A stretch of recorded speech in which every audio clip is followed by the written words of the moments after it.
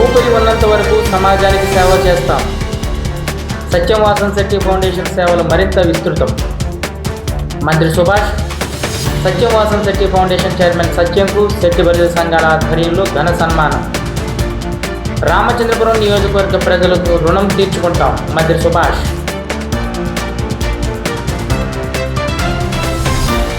ఊపిరి ఉన్నంత వరకు అధికారం ఉన్నా లేకున్నా సమాజ సేవ చేస్తానని రాష్ట్ర కార్మిక శాఖ మంత్రి వాసన్ శెట్టి సుభాష్ సత్యం వాసన్ శెట్టి ఫౌండేషన్ చైర్మన్ వాసన్ శెట్టి సత్యంలు పునరుద్ఘాటించారు.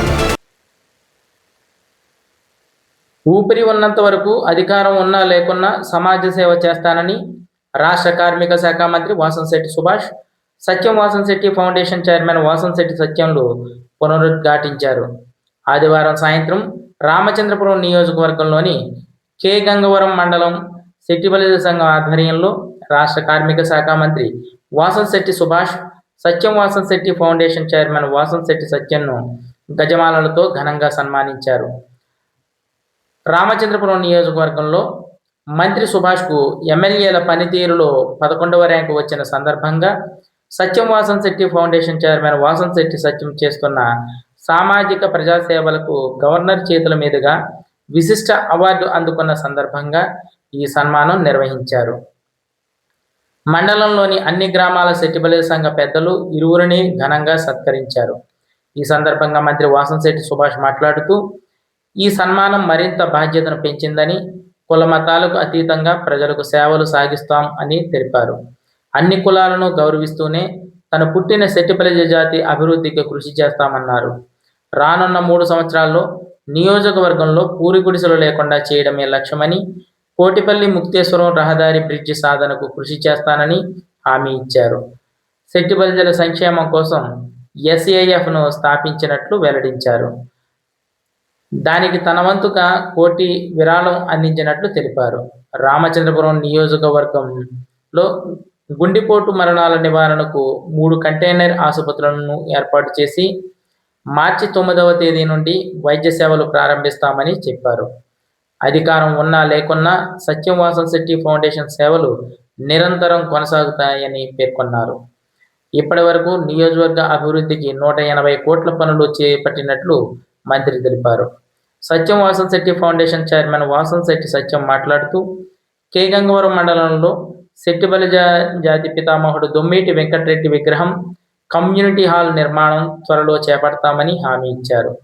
తమ ఫౌండేషన్ సేవలు గుర్తించి రాష్ట్ర గవర్నర్ ప్రశంసలు అందుకోవడం తమ బాధ్యత మరింత పెంచిందన్నారు.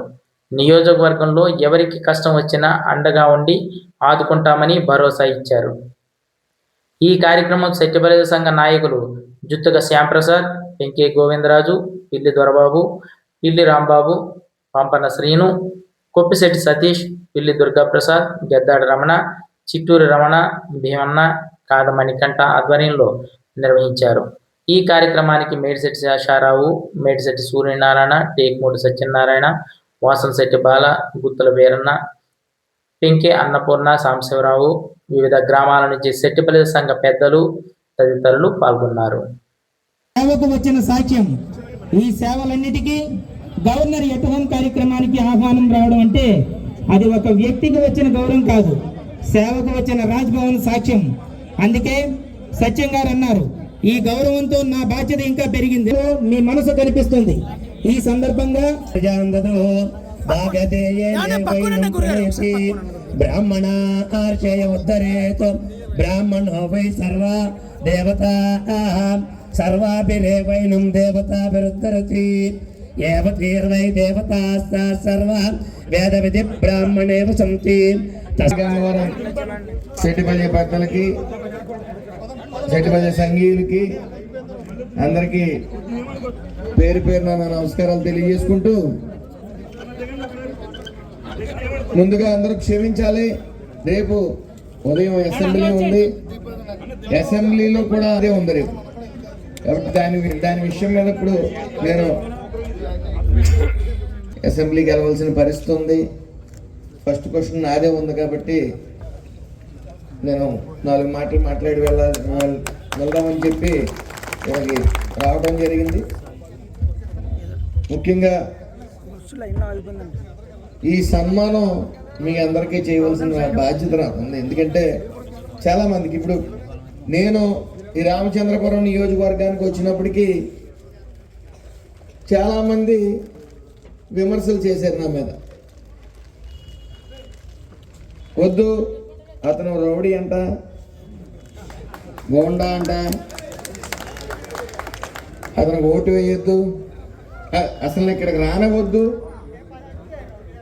అని చెప్పి కొంతమంది చేస్తే, ఆ రోజు కొంతమంది పోటీలో ఉన్న వాళ్ళందరూ కూడా ఒక చోటకి చేరి మాలో ఎవరికి ఇచ్చినా పర్లేదు కానీ సుభాష్ ఒక్కడికి మాత్రం వద్దని చెప్పారు. అయితే ఆ రోజున జనసేన తరఫున వన్ సైడెడ్గా పోల్చెట్టి చంద్రశేఖర్ గారు నిలబడటం, కాపులందరూ కూడా అప్పుడు ఒక 2 ఉద్దండులు కలిపి మరి అక్కడ మీటింగ్ పెడితే ద్రాక్షారామంలో మీటింగ్ కనీసం 10,000 మంది కూడా వెళ్ళకపోవటం, కాపులు 90% చేస్తారు అని అప్పుడు ఎలక్షన్ టైంలో అనుకుంటున్నారు. ఆ తర్వాత అక్కడ నానుడు ఏంటంటే సెట్టిపల్లిలో 20% వేస్తారు, ఎస్సీస్ 20% వేస్తారు, 10% అని చెప్పి అన్నారు. అప్పుడు ఒక నిర్ణయం అయితే తీసుకోవడం జరిగింది. ఏదైతే తెలుగుదేశంలో ఉన్న నాయకులందరూ కలిపి మేము ఉన్నాం, మీరు సభ పెట్టండి, ఖచ్చితంగా 50% పైగా మీకు ఓట్లు పడతాయి, మాది బాధ్యత అని చెప్పి చెప్పడం జరిగింది.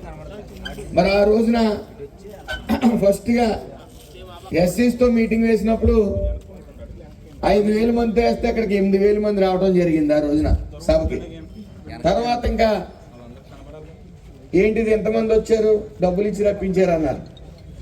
తర్వాత బీసీ ఇంక సెట్టిపల్లిలు వంతు వచ్చేటప్పటికి ఆ మీటింగ్కి 5,000 మంది వస్తారంటే మళ్ళీ 8,000 వచ్చారు ఆ రోజు కూడా.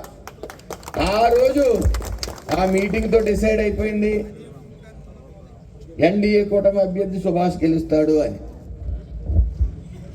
తర్వాత గెలుపు 27,000 అవటం. అక్కడ అన్ని నియోజకవర్గాలు వేరు, ఈ నియోజకవర్గం వేరు.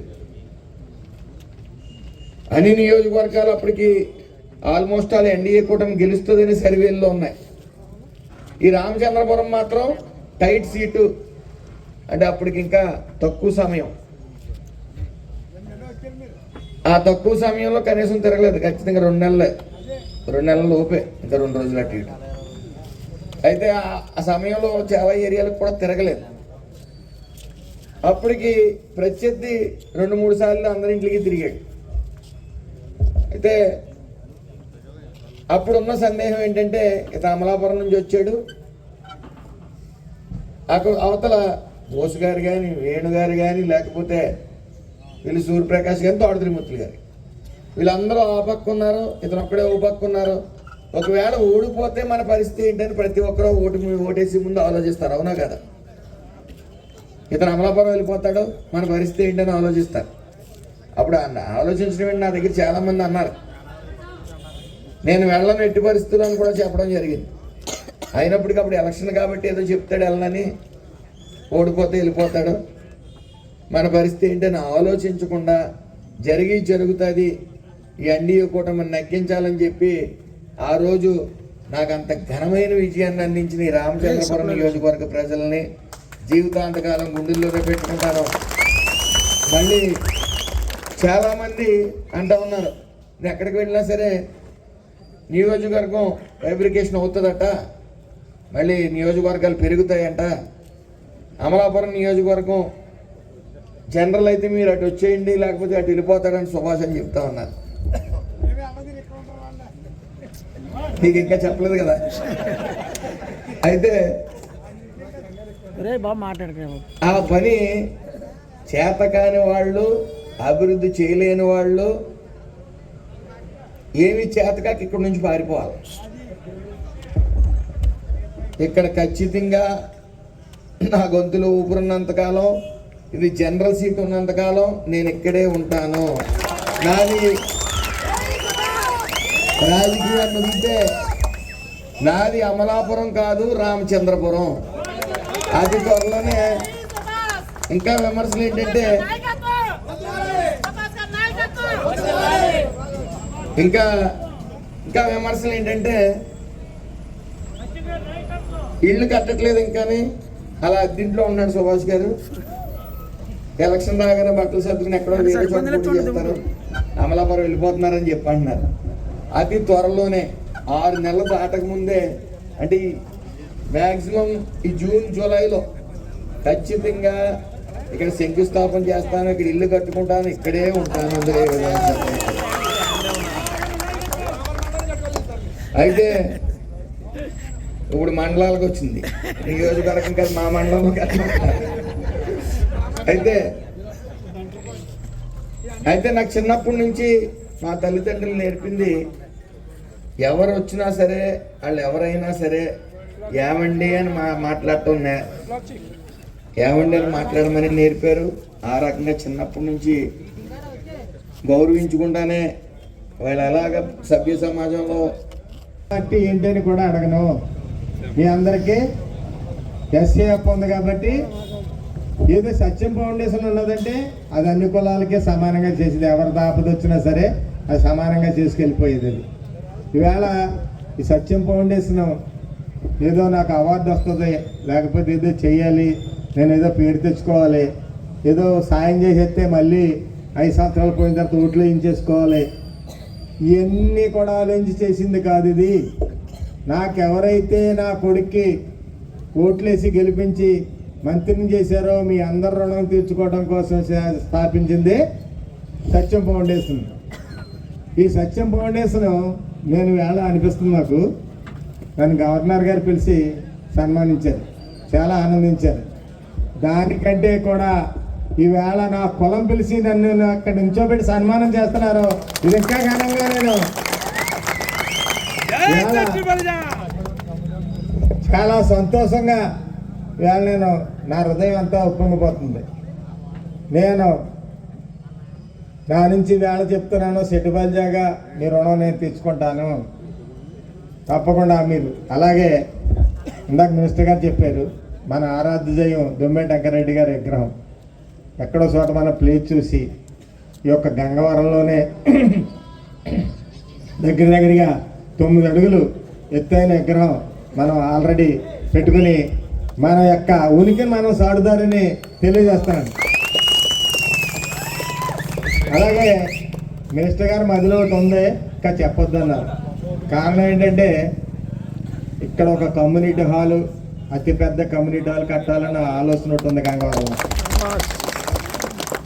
అది ఈ రోజుని ఆ స్థలం కోసం చెప్పిన విషయం కోసం చెప్పినా మళ్ళీ దానికి అడ్డం వచ్చే ఇబ్బందులు వస్తాయని ఇవాళ ప్రకటించలేదు ఆయన. త్వరలో కూడా దాన్ని సాధించి ఇక్కడ సెట్టుబల్జాలకి అతిపెద్ద కమ్యూనిటీ హాల్ గంగవరం మండలం గంగవరం ఊళ్ళో కూడా అది ఎక్కడుందో మేము పరిశీలిస్తున్నాం. మన పెద్దలందరూ ఉన్నారు, ఈ పెద్దలందరూ సలహా మీద వెళ్ళి త్వరలో ఈ గంగవరం మండలంలో ఒక పెద్ద కమ్యూనిటీ హాల్, సెట్టుబల్జీ కమ్యూనిటీ హాల్ కూడా కట్టాలని ఆలోచన ఉంది. అలాగే టౌన్లో మనది సెట్టుబల్జీ కళ్యాణ మండపం ఒకటి ఉంది రామచంద్రపురంలో. దాన్ని ఏం చేశారంటే మొత్తానికి మూతేసేసి కప్పెట్టేశారు దాన్ని. నేను వచ్చిన తర్వాత రోజున వెళ్ళి చూస్తే దాని వరకు చూస్తే ఇంత నడిబొడ్డునున్న కళ్యాణ మండపాన్ని ఎలా నాశనం చేశారని. ఇవాళ సత్యం ఫౌండేషన్ నుంచి ఇప్పుడు ఈ రోజుకి 12 లక్షలు ఖర్చు పెట్టాను దానికి. త్వరలో పూర్తి అయిపోద్ది, 4-5 లక్షలు ఖర్చు పెడితే. మీ అందరూ కూడా అక్కడ కూడా వద్దురే అని నేను దాన్ని ఎలాగున్నా దాన్ని ఎలా చేశానో మీరు ఒకసారి చూస్తే మీ అందరికీ కూడా నాకు కులం మీద ఉన్న అభిమానం ఏంటో మీకు అర్థమవుతుంది.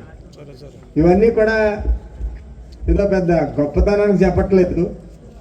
నేను కూడా గవర్నర్ గారు అవార్డు వస్తుంది లేకపోతే ఇంకోటి వస్తుందని కూడా చేయలేదు. అక్కడి నుంచి గవర్నర్ గారి ఆఫీస్ నుంచి ఫోన్ చేసిన దాకా నాకు అసలు తెలియదు. మీరు మన జిల్లాలోనే మీ సేవకే ఫలితంగా మీకు గవర్నర్ గారు అవార్డు ఇవ్వడం జరుగుతుంది. రేపు 26వ తారీఖు రిపబ్లిక్ డే రోజున రాండి అంటే ఒకసారి నేనే ఆశ్చర్యపోయాను. ఏంటంటే నేను ఏమీ ఊహించలేదు. ఫలితం ఆశించి మాత్రం ఈ యొక్క సత్యం ఫౌండేషన్ నుంచి ఏదో అయినా విధానాలు ఏం చేయలేదు. ఇవాళకే చేసుకుంటా పోతాను. మినిస్టర్ గారు చెప్పారు, ఈవేళ మా కుటుంబం అంతా ఓట్లు రామచంద్రపురంలో ఉన్నాయి, మా ఆధార్ కార్డులన్నీ కూడా రామచంద్రపురంలో ఉన్నాయి, మా రేషన్ కార్డుల చిరునామా కూడా రామచంద్రపురమే. ఈవేళ త్వరలో రామచంద్రపురంలో ఇల్లు కడతాము. మా ఆస్తులు అంటే అమలాపురం ఉండొచ్చు, మా చిరునామా మాత్రం రామచంద్రపురం. ఇక్కడి నుంచి రాజకీయంగా ఉన్నా లేకపోయినా మొన్న నేను ఒక ఇంటర్వ్యూ ఇచ్చాను, అందులో చెప్పాను నాగరాజు గారు, నేను ఇక్కడ రాజకీయంలో ఉన్నా లేకపోయినా నా కుమారుని ఒకవేళ బలవంతంగా నియోజకవర్గంలోకి పంపిన సత్యం ఫౌండేషన్ అనేది ఎప్పుడు కూడా చిరకాలం రామచంద్రపురంలో ఉంటుంది. సత్యం ఫౌండేషన్ ద్వారా నేను అందరికీ సేవ చేస్తా అని చెప్తాను. ఇంకో విషయం కూడా చెప్పాను ఆ ఇంటర్వ్యూలో, ఒకవేళ ఆ వయసు పెద్దది, 70 సంవత్సరాలు పైబడి ఉన్నాయి నాకు. నా అనంతరం కూడా నా పిల్లలు ఎవరైతే ఉన్నారో, నా కుమార్తెలు, నా కుమారుడు అందరూ కూడా సత్యం ఫౌండేషన్ నేను ఆ తర్వాత కూడా నా తదనంతరం కూడా రామచంద్రపురంలో కొనసాగిస్తారని కూడా ప్రమాణం చేసి చెప్పాను. ఆ మాట మీద కూడా ఇప్పుడు కూడా కట్టుబడి ఉంటాను నేను. ఈరోజు మనం పెద్దలు కొంతమంది వచ్చి మీకు గంగవరం మండలంలో సన్మానం పెడతా రావాలంటే వద్దు, ఎందుకు ఇవన్నీ వెయ్యి ప్రయాసలు, ఇలాంటివి ఏమైనా చెప్తే నాకు గర్వం వచ్చేస్తుందేమో, వద్దు అలాంటివి ఏం తీసుకురాకండి నా దగ్గరికి, నేనైతే సన్మానానికి అంగీకారం కాదంటే నన్ను బలవంతంగా ఒప్పించడం జరిగింది. కారణం ఏంటంటే ఇవాళ స్టేజ్ ఎక్కి మాట్లాడుతున్నానంటే నా బాధ్యత ఇంకా బాగా పెరిగింది. ఎవరు వచ్చినా సాయం చేయలేని దృక్పథంలో ఉండాలి. ఈ సాయం కోసం దయచేసి కొంతమంది ఎలా వస్తున్నారంటే బాగా కలిగి ఉన్న వాళ్ళు కూడా సాయం కోసం వచ్చేస్తున్నారు. సాయం చేస్తూ ఉండేదానికి బాగా బలిసి ఉన్నవాళ్ళు కూడా 5 ఎకరాలు 10 ఎకరాలు ఉన్నవాళ్ళు కూడా మా అబ్బాయిని చదివించండి, లేకపోతే చేయండి ఇచ్చేయండి అని. అది మాత్రం నేను ఎవరేమనుకున్నా సరే ఆ పద్ధతిలో వచ్చిన వాళ్ళకి ఎవరికి కూడా చేయను. ఈరోజు సత్యం ఫౌండేషన్ నుంచి కొన్ని విషయాలు చెప్తున్నాను. ఒకటి, ఎవరికి ఏ ఆపద వచ్చినా సరే వైద్యపరంగా ఎవరైనా సరే ముందుగా నా దగ్గరికి తెలియపరిస్తే మా వాడంత ఆపదలో ఉన్నాడని చెప్పి అతన్ని బతికించే వరకు కార్పొరేట్ హాస్పిటల్ వరకు అయినా కూడా తీసుకెళ్ళి నేను చూసుకుంటాను. అలా కాకుండా ఏం చేస్తున్నారంటే కార్పొరేట్ హాస్పిటల్ తీసుకుపోయి ఏమంటే మా అబ్బాయికి 10 లక్షలు అయిందండి, లేకపోతే నా భార్యకి 20 లక్షలు అయిందని మీరు ఇచ్చేయండి అని వస్తున్నారు. నా దగ్గరికి వస్తే అలా ఉండదు. నేను పద్ధతి ప్రకారం వెళ్తాను, అవసరమైతే ఆరోగ్యశ్రీలో పెడతాను. అవ్వకపోతే నేను యజమాన్యం ఏదైతే మినిస్టర్గా ఉన్నారు కాబట్టి నా హాస్పిటల్ యజమాన్యంతో మాట్లాడి నేను జాగ్రత్తగా చేసి నేను వైద్యం చేయిస్తున్నాను, మీరంతా చేయండి, అయిన తర్వాత మాత్రం నేను ఇచ్చింది పుచ్చుకోవాలని చెప్పి దగ్గరుండి ఎక్కడికక్కడికి నా మనుషులు పెట్టారు. కాకినాడలో ఒక ఎంప్లాయ్ ఉన్నాడు, మహేష్ అని ఒక ఎంప్లాయ్. ఆయన ఎవరైనా సరే ఇంకా 24 గంటలు చూసుకుంటాడు. అలాగే మన area hospital, Ramachandrapuram area hospital కూడా సుభాష్ గారు వచ్చిన తర్వాత చాలా బాగు చేయించారు. అందరు డాక్టర్లు ఉన్నారు, చాలా బాగా చూస్తున్నారు. అక్కడ కూడా ఓపీలు బాగా పెరిగాయి. అలాగే ఏ కారణం చేత కాకినాడలో అవ్వకపోతే వైజాగ్ కేజీహెచ్లో మనిషి ఉన్నాడు. వెంటనే ఇక్కడి నుంచి మేము ఫోన్ చేస్తే వెంటనే పంపితే వెంటనే చూస్తున్నారు. అది కూడా అవ్వకపోతే తిరుపతిలో పెద్ద హాస్పిటల్ ఉంది, అక్కడ ఎండి గారికి కూడా సుభాష్ గారు టచ్ పెట్టుకుని అక్కడ పంపిస్తున్నాం. అది కూడా అవ్వకపోతే పుట్టపర్తి పంపిస్తున్నాం. అది అవ్వకపోతే హైదరాబాద్లో ఒక ఎక్కుతున్నాడు శర్మనే, ఆయన దగ్గర పంపించేస్తాను. ఆయన దగ్గర నుండి అన్నీ చూసుకుంటున్నాడు. ఎందుకు చెప్తున్నానంటే మీ గమ్ముని అపాయం వస్తుంటే ఈ కార్పొరేట్ హాస్పిటల్కి తీసుకుపోతున్నారు. నాకు ఒక్క ఫోన్ కాల్, నేనే పంపుతాను కార్పొరేట్ హాస్పిటల్. నా ద్వారా వెళ్ళింది వేరు, మీ ద్వారా వెళ్ళింది వేరు. మీ ద్వారా ఇస్తాడు ముంచేస్తారు, మీ ఆస్తులన్నీ అమ్మేసుకోవాలి, ఉన్న ఆస్తులన్నీ అమ్మేసుకోవాలి. ఎవరికైనా ఆపద వచ్చిందంటే ఇదిగా ఉన్నాను. నేను నిరంతరం సేవ కొనసాగిస్తున్నాం మేమందరం కూడా. అలాగే నా దగ్గరికి ఎక్కువ కేసులు భార్యాభర్తల కేసులు, అన్నదమ్ముల కేసులు, ఇవి కూడా నా దగ్గరికి వచ్చేస్తున్నారు. ఈ పెద్దలు ఉన్నారు ఇక్కడ గ్రామాల్లో, పెద్దల్లో పరిష్కరించుకోండి. అటువంటి అంటే అన్నగారికి చెప్తే తమ్ముడికి కోపం, తమ్ముడికి ఎవరు చెప్తే అన్నగారికి కోపం, ఎవడొకటి చేశారంటే ఇంకొకటికి వ్యతిరేకం అవుతాను. అది కంపల్సరీ. మీరు అలాంటి అన్నదమ్ముల కేసులు లేకపోతే ఇంట్లో మొగుడు పిల్లల కేసులు మాత్రం నా దగ్గరికి తీసుకురాకండి. ఇంకోటి ఏదైనా సరే ఆస్తి తగాదాలు కూడా ఎలాంటివి వస్తాయంటే కుటుంబంలోనే బయటికి